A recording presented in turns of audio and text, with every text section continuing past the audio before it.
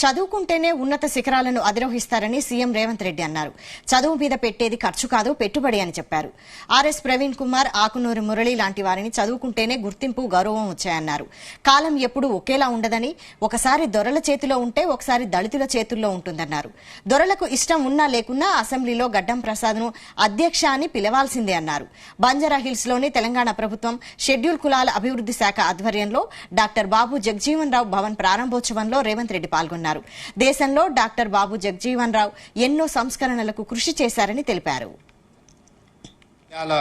చాలా మంది వచ్చి కాంగ్రెస్ ఏం చేసిందంట. ఆ ఏం చేసిందని అడిగటానికి చదువు చెప్పింది కూడా కాంగ్రెస్ పార్టీ. ఆ ఏం చేసిందని మాట్లాడేట ఊరికి రోడ్ వేసింది కాంగ్రెస్ పార్టీ. తాగడానికి నీళ్ల ట్యాంకు కట్టించింది కాంగ్రెస్ పార్టీ. ఆ ఊర్లో గుడి కట్టించిన కాంగ్రెస్ పార్టీ కట్టించింది. ఈ అడిగే హక్కు ఇచ్చింది కూడా Congress party. Congress party doctor Babasaheb Ambedkar గారు రాసిన రాజ్యాంగాన్ని ఈ జాతికి అంకితం చేయకపోతే ఆ ప్రశ్నించే హక్కు లేకపోతుండే. ఆ ప్రశ్నించేటోళ్ళు కూడా బానిసలుగా బతికే పరిస్థితి ఉంటుండే. ఇవాళ ప్రశ్నించే హక్కు, అధికారాన్ని ప్రసాదించింది కూడా కాంగ్రెస్ పార్టీ అన్న సంగతి నేను గుర్తు చేస్తున్నా. సరే, కొంతకాలం ఏమవుతుందంటే మన పిల్లలు కూడా తాత నాయనమ్మ ముసలిగైతే నీకేం తెలియదు ఊకో అంటుంటారు అప్పుడప్పుడు. ఎందుకంటే ఈ కాలంలో టీవీలు లేకపోతే సెల్ ఫోన్లు చూసుకొని అంతా తెలుసా అనుకుంటారు. అది పరిమిత జ్ఞానమే కానీ దానివల్ల ఏమి లేదు. పెద్ద మనుషులకు ఉన్న అనుభవం అనేది అపారమైనది. అనుభవం కొనుక్కుంటే రాదు.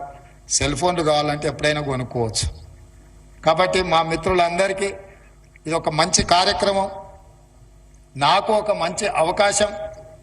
ఇట్లాంటి సందర్భంలో, అత్యంత కీలకమైన సందర్భంలో డాక్టర్ బాబు జగజీవన్ రావు గారి భవన్ ప్రారంభించడం ద్వారా ఇక్కడి నుంచి ఒక మంచి సందేశాన్ని ఇవ్వడానికి అవకాశం వచ్చి, ఇక్కడున్న విద్యార్థులకు నా సూచన ఒక్కటే, ఈ వేదిక మీద ఉన్న వాళ్ళు ఎవరు ఆశామాసిగా ఇక్కడికి రాలేదమ్మా. వాళ్ళందరూ చదువుకుంటే కష్టపడితేనే వచ్చారు. మీకు చదువుకుంటేనే భవిష్యత్తు ఉంటుంది.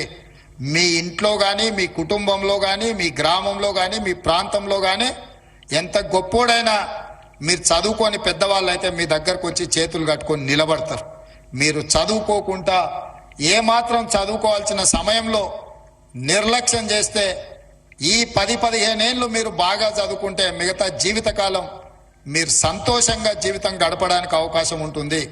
ఈ 10-15 ఏళ్ళు నిర్లక్ష్యం వహిస్తే మిగిలిన 50 ఏళ్ళు మీ జీవితంలో కష్టాలే ఉంటాయి, కన్నీళ్ళే ఉంటాయి. కాబట్టి చదువుకునే అవకాశం మళ్ళీ రాదు. వచ్చినప్పుడు మంచిగా చదువుకోండి. డాక్టర్లుగా, లాయర్లుగా రాణించండి. ఇంజనీర్లుగా, ఐఏఎస్లు, ఐపీఎస్లుగా రాణించండి. అప్పుడే ఈ సమాజం మనల్ని గౌరవిస్తుంది. చదువే లక్ష్యంగా పెట్టుకొని ఉన్నత శిఖరాలకు ఎదగండి అని చెప్పి మళ్ళొకసారి మీకు అందరికీ తెలియజేస్తూ మీ అందరినీ